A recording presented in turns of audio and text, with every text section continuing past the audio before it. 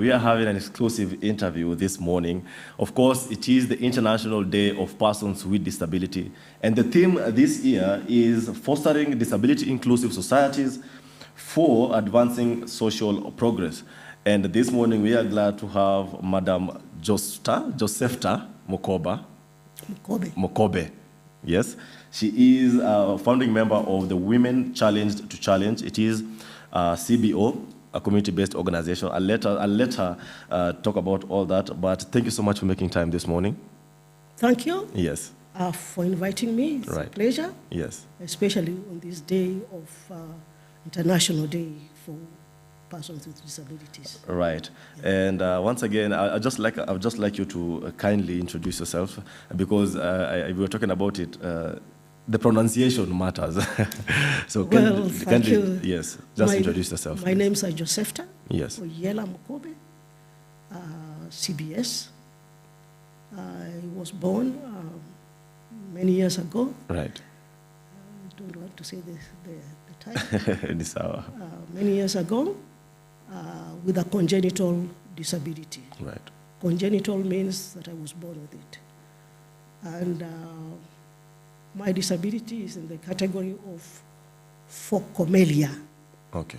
People who have born with limb issues, limb differences. Okay. Yeah, maybe that one we can talk later about it. Yes, yes. Yeah, but then in the 90s, I joined the disability movement, and I'm still there up to date. Right. On the other hand, I went to primary school. When I was born, I went to primary school, a local primary school, not a special one. Okay. And I did my primary, I passed, went to high school, Alliance Girls High School. I passed, I went to University of Nairobi. Right. And I graduated with a BA. And I was lucky to be employed by government. Okay. As a human resource officer. Okay. Where I have been for over 25 years working as a human resource officer. The test of which was being a head of human resource department in various government ministries. Mm-hmm. And while there, I also went for my master's in human resource management at the University of Manchester in the UK. Okay. When I came back, I was promoted to head a department of human resource, where I served also in various ministries. And come 2013, the new constitution provided that positions of PSSB advertised. Yes. And they were advertised 2013 during the reign of President Uhuru Kenyatta. Yes. And I applied. I went for an interview, and I'm happy that I was appointed. Right. To the position of a PS. Right. And I think I am the first PS in the country, even in Africa. I don't think there's any other woman with disability who has held that position. Right. Yes. And it is during your time with this position that you were awarded the CBS? Yes, the CBS, because serving at that level is not also easy. There's a lot of hard work, there's a lot of sacrifices. Right. There's a lot of complaints, there's a lot of many things happen at that level.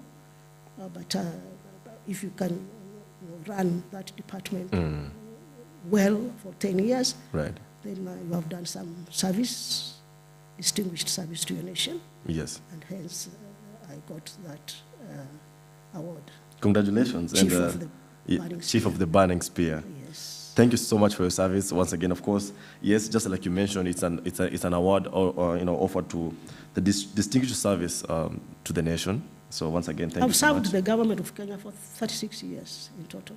Wonderful. Yeah. Wonderful. And it's an honor, of course, this morning to have you here as we shed light on the progress, challenges, and the future of disability inclusion in Kenya. And just like I started off by mentioning, you are the co-founder of Women Challenged to challenge? Just talk to us about it for anyone who's listening this morning and they're not familiar with your organization. What do you do? Women Challenge to Challenge is an organization for women and girls with disabilities. It serves the interests of the gender, the female gender of the community who have a disability. It's called Gender and Disability, looking at it from gender and disability perspective. Yes. And as I said, I joined the disability movement in the 90s. That is when most of those organizations were led by the males. Okay. And years later, they created a women wing, but having a women wing is not the same as having an organization for women with disabilities. Right. Because a women wing, you have to report to the top, who is a male person with a disability. And after some point, we thought maybe we needed an organization for women with disabilities just to air their views freely without having to rely on men. Yeah, so that's when we started this organization in 2001. 2001. Yeah, it's not a young organization. Right. But it has taken time to grow because building an organization is not easy. Right. First of all, you have to consolidate yourselves to know what exactly are you going to do, what are you going to tell people, and who are your members. Right. And first and most important, where are you going to get funding to run your activities? Yes. So it has taken time. We used to contribute money every time we meet. Right. Contribute money to run the organization. Right. And some members took off. They said that they cannot be in an organization that is always asking them for money. Right. Then we have grown to a time when at least somebody noticed us, and there was somebody decided to support. Fund us, to support us. Right. Yeah. I mean, you've mentioned, And, yes. Issues of women with disabilities Yes. are very dear to us. Okay. Culturally, women were supposed to grow and get married. And they will be given property at where they are married. And men, inherited, were given property by their families, by their fathers. Right. And now you're looking at a woman with a disability. First of all, it's not easy for her to get married. So she will never get a piece of land or a piece of property. Yes. And then here, the father, the family, they say they don't give land to women. So here she is, she's left, without anything. Right. And sometimes when the parents die off, the brothers chase her away. Then she becomes a destitute. So that is one of the issues. Then also the education. Those days even, the education of women. Some families prefer to educate their sons as opposed to women. Right. Now, where does that place the woman with disability who is viewed negatively by the culture, that she has no value? Now, why would a parent or a guardian waste their time on a valueless person? Right. So even our education was very low. Most of us who were born around that time never went to school. Okay. Or if they did, just at very, very low level of education. Yeah. I'm lucky that my parents took me to school. Yes. I saw the value of me going to school. Yeah. Yeah. And so also, even when there, the case for a woman, being a woman, women in the community, they have to produce children. Right. And I find that sometimes, they become pregnant without even knowing what has caused, how it came about. Right. Because they never used to, the community never used to share matters, sex and reproduction easily with women with disabilities. They were assumed maybe they are sexual, they don't have those sexual feelings. Right. And it's pointless even to share some information with them. Yeah. But as time went by, they were proved wrong. Some women, got pregnant and had babies, Right. without knowing who their fathers are. Some even with knowing who their fathers are. So that's a problem, having a child and don't know. So also access to information on that area, sex and reproductive health, was a problem. Right. And then as time went on, we find that even in a family, naughty men will go and Take rape, advantage, right? take advantage of a woman with disabilities, Right. because they know she's there. She cannot, because of her disability in one way or another, she cannot take flight when she sees an attacker. Right. And so she's there, so she's an easy target for them. So we find that also rape is common. Even now, rape is common among women with disabilities. They're easily raped. Indeed. And, so there are many issues. Even access to hospital facility when she's going to have a baby also became a problem. Reproductive health is a problem because the medical personnel Right. may not have, at that time, may not have had, interaction with a woman with disability. And maybe the first thing the medical personnel do is, who did this to you? Yes, yes. And how are we going to manage this? Let us, cesarean, perform a cesarean birth on her. She cannot give birth. Right. All those fears that they had. Indeed. And so one of the roles of women with disabilities is to talk to girls and women with disabilities on sex and reproductive health. Yes. That's a major program. It's a major program. And also the hospitals, the maternity hospitals, Yes. how to treat women with disabilities when they come Right. for service. Indeed.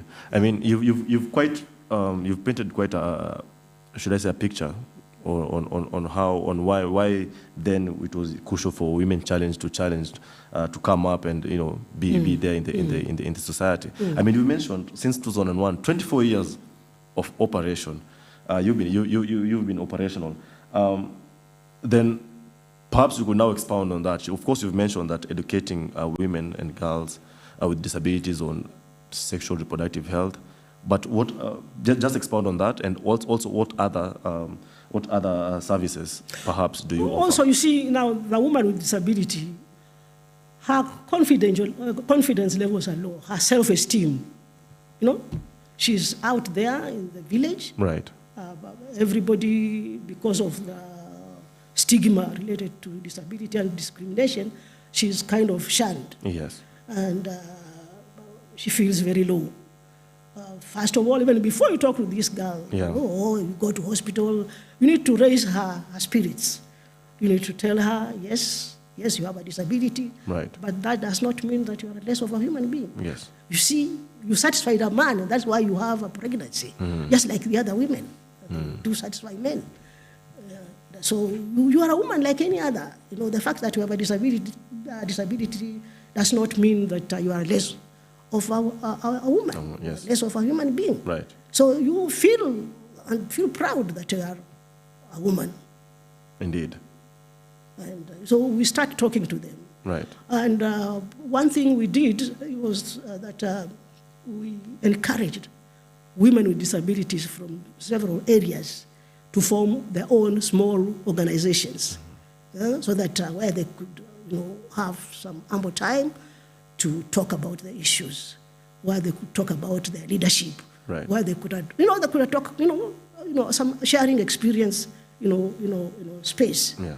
And we thought that was important as an inroad into that area, to that space of women with disabilities in the society. Right. And we have done a lot. We have gone through various counties. We have gone through various areas, different areas, talking to women. And how would you say the uptake is? Are they coming out? They have come up. Right. Some of them are even vying for elective positions. I mean, how many members do you have in your organization? Members who have registered with us, registered members, yes, are about 1,300. Okay. But those are who are registered with us. But you see, we serve women and girls with disabilities. Where our service is required, we don't care whether one is registered or not. As long as there's an issue of a woman with disability, we are there. Right. Yeah. So we have many members across the country. And what we did, we encouraged them not to register with us individually, but to register their organizations. Okay. Yeah. Okay. So you may find that out of 113 or 1,013 members, it's not just the members, some of them are groups. So groups have many more members. So it could be more members. Right. Yeah. Right. And you've said you spoke to something about how the society, there's a lot of the stigmatization in society, right? But this year's theme that speaks to fostering disability inclusive societies, from your perspective, what does a truly inclusive society look like as far as bridging that gap and having that oneness in the society? An inclusive society should not care whether one is disabled or not. Right. They accept everybody, as long as you are a human being, right, you are accepted. Yes. And you are given what you can do. Yeah? If there are jobs being done, your sector, you can do this, you do this. Right. Bill, you can do that. There shouldn't be so much distinction, so many differences, so much differentiation. Right. That is a disabled person. She cannot do this. Or her height is not, she cannot reach some height. Sometimes even the height is not necessary to perform certain duties. Right. So to me, an inclusive society is, a society that understands we have people who have that impairments, right, and they are limited in some way, in as far as that impairment is concerned, and what support can we give them so that they can perform to their best to contribute to the welfare of the community. Right. Yeah. And as you tie that to the same point on this year's theme as well, many would not understand the significance of the International Day of Persons with Disabilities. Perhaps, rooting from the work you do at the Women Challenge to Challenge, why is this, in your own perspective, why is this day important, really? No, it is, this day is very important. Maybe even before I answer your question, I should go to the history. Yes. As I said earlier, that persons with disabilities face a lot of challenges in their lives. And that arises from the stigma, discrimination, and subsequent isolation. Yes. Discriminated, everywhere you go, you tend to keep to yourself. Right. Then you are isolated. And so they are not able to contribute freely to what is happening within their community, because there are hurdles here and there.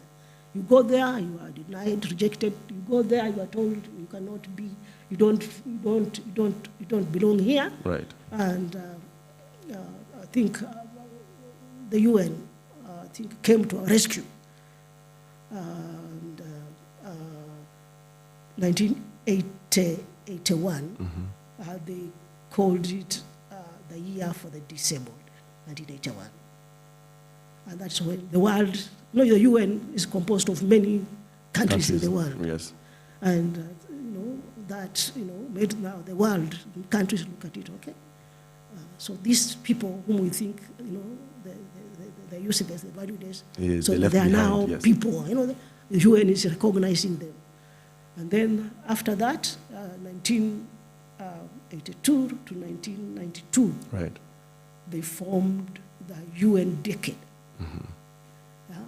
So that is when many organizations of persons with disabilities came up. Right. That is when various organizations, governments started looking at, issues of disability. Right. And from there on, 1992, the UN now declared 3rd of December as the day for the disabled. Right. And to us, persons with disabilities, we are very happy because at least at long last, someone is recognizing us. There's no more living behind. There's no, Right. someone is recognizing us Right. and telling us We are we are bridging that gap in important, society. we are part and parcel of the society. Yes. Disability is not an issue. Yeah?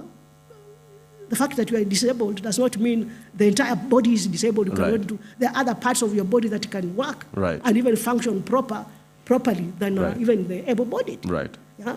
So that gave us the motivation to, to also fight for our space. Right. Yeah? Yeah. We can't leave the space for you because we are just as human as you are. Right. Yeah, so I'm not going to care whether you say I'm disabled. Yes, I'm disabled, but I'm a human being and I need services. And each year, they come with different, themes. Right. Just to make the community, the international community, think about that Right. theme, so that within their space, they can see what they can do to abide by that theme Right. within their respective communities. And today's theme is forging disability inclusion. Is very key. Right. Forging disability inclusion In our society, right. for advancing social progress. Right. So the UN is, yes, the UN has done a lot in that area. The UN has done a lot in that area. Right. It has created awareness on issues of disability. Yes. Created a lot of awareness on issues of disability, the issues of access to information, Right. issues of being treated with dignity as human beings, issues of access to public buildings, issues of education. Right. Because like any other person, you can't survive without education. Yes, people survive without education, but in our modern world, education is key, because education, in fact, it's my education that has brought us, the two of us here. Now, whatever if you are from Luo land or Masai, and I am from Luya land or Kamba, Whatever. Those days, maybe we could not talk. Right. But now, here we are, we have met, and we are talking. Education is the leveler. Yeah, so it makes us equal. Yes. Yeah, so education is very key Wonderful. in any human being's life, and therefore key in a disabled person's life. Right. And those health issues, Yes. issues of many